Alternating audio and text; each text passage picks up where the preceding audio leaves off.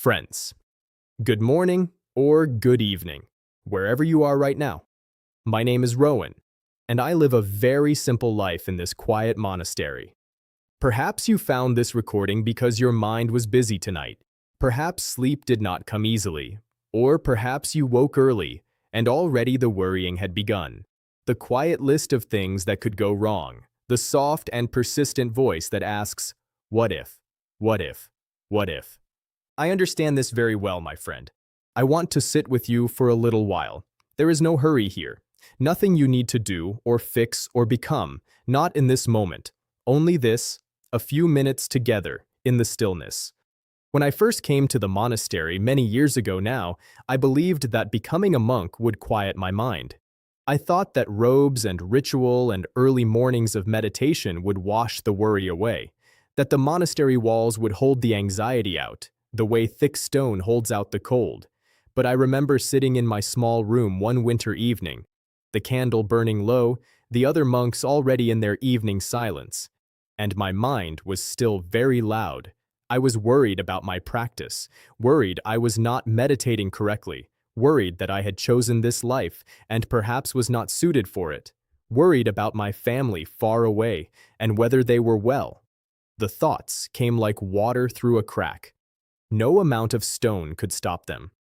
And so I sat with a very busy, very anxious mind in a monastery that was supposed to bring peace. I did not understand then what I understand now. I thought the problem was the thoughts themselves. I thought if I could only stop them, push them down, hold them still, then peace would come. And so I tried. I tried to force my mind to be quiet. Perhaps you have tried this too, my friend. You know what happens. The harder you press a thought away, the larger it grows. Like holding a ball beneath the water. The moment you release, it springs back up, bigger and louder than before. My anxiety did not weaken when I fought it. It grew stronger. It became louder. And on top of the original worry, I now had a new worry, that I was failing at the very thing I was supposed to be doing. This is the mistake I was making. I was treating my thoughts as enemies to be defeated.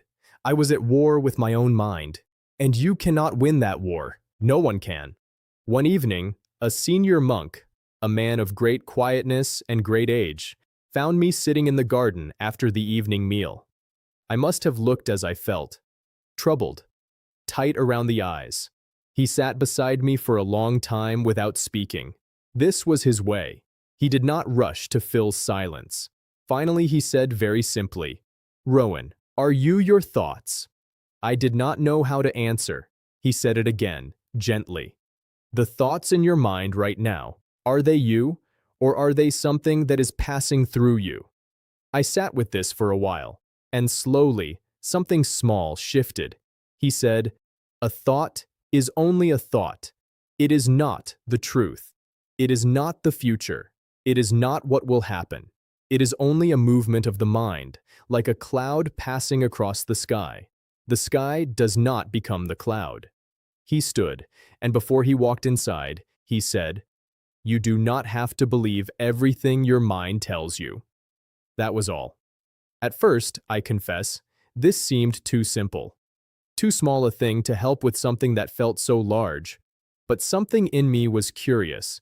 And so I decided to watch, really watch, my own mind more carefully. I began to sit in the mornings not with the goal of stopping my thoughts, but only to observe them. As if I were sitting beside a river, watching what floated past. A thought about tomorrow. I see it. I let it float on. A thought about something I said last week. A worry that I had been unkind. I see it. I let it float on. A thought that tells me something terrible is coming, something vague and shapeless and frightening. I see it. I let it float on. I did not follow the thoughts. I did not argue with them. I did not hold them. I simply noticed them. Ah, there is a thought. And I returned to my breath. And I began to notice something very interesting. Most of my anxious thoughts were not about now. They were about a future that had not yet happened. A conversation that might go wrong. A health problem that might one day come, a loss that had not yet occurred. The mind was traveling constantly to this imaginary future and treating the journey as if it were already real. The suffering I felt, the tightness in the chest, the restlessness, the sense of dread. This was not caused by the actual present moment, which was usually quite safe, quite still. It was caused by a story my mind was building, a story about what might happen, told with such detail and such certainty that the body believed it. This was, for me, a great moment of clarity. The anxiety was not in the future. The future does not exist yet. The anxiety was only in the thought, and the thought was only in the mind. And the mind, this I had to learn slowly, is something I can learn to hold more lightly. A simple practice helped me greatly, and I want to share it with you now. When anxious thoughts arose, as they still do, my friend, they did not stop completely, and this is natural. I began to return my attention to the breath, not to control the breath, not to breathe in any special way, only to feel it, to notice the soft rise of the chest, the gentle fall, the small pause at the top, the small pause at the bottom. The breath is always in the present moment. It cannot be anywhere else. And when attention follows the breath, the mind, for a moment, comes home. You can try this with me now if you like. There is no effort required. Simply let your eyes close softly, if they are not already, and notice your breath, not changing it, only feeling it, the body breathing, the chest or the belly rising and falling. Just this. When a thought appears, and it will, you do not have to be troubled by it. You do not have to follow it. You can simply notice, a thought has come, and gently, without frustration, return to the breath. This is not a failure when thoughts appear. This is the practice. The practice is the returning, not the staying. Over months of this quiet watching, I began to understand something about the nature of thoughts themselves.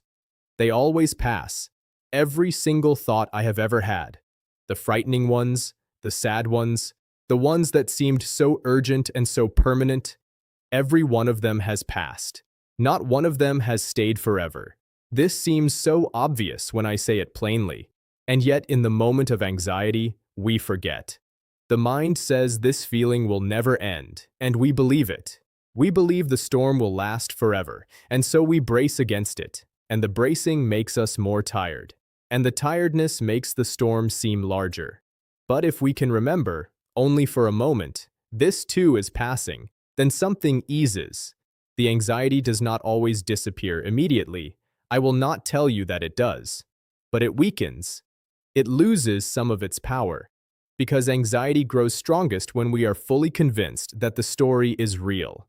When we take one small step back and remember, this is a thought, only a thought, we create a little space. And in that space, there is room to breathe. I want to offer you something small to carry with you. The next time anxiety visits, and perhaps it will visit tonight, or perhaps tomorrow morning, when the mind is soft and the worrying comes easily. Try this. Pause. Just one moment of pausing. Place your hand on your heart if it helps. Or simply sit quietly where you are, and say to yourself gently, without judgment, this is a thought. It is only a thought. It is not the truth. It is not the future. It is a movement of the mind. And it will pass. You do not have to believe the thought. You do not have to solve it or answer it or make it stop. You only have to recognize it. The way you might recognize a sound passing in the night, noting it and letting it continue on its way. This small recognition changes something, not always at once. But over time, with practice, the mind learns that it does not have to follow every thought it produces, that there is a difference between having a thought and being a thought, that the thinker and the thought are not the same. Peace, I have come to believe, is not the absence of difficult thoughts. Peace is not a mind that is perfectly silent, a sky with never a cloud. Peace is the space in which the thoughts arise and pass without pulling us away. It is the steadiness beneath the movement, the sky that holds the clouds and is not disturbed by them. This steadiness is already inside you, my friend.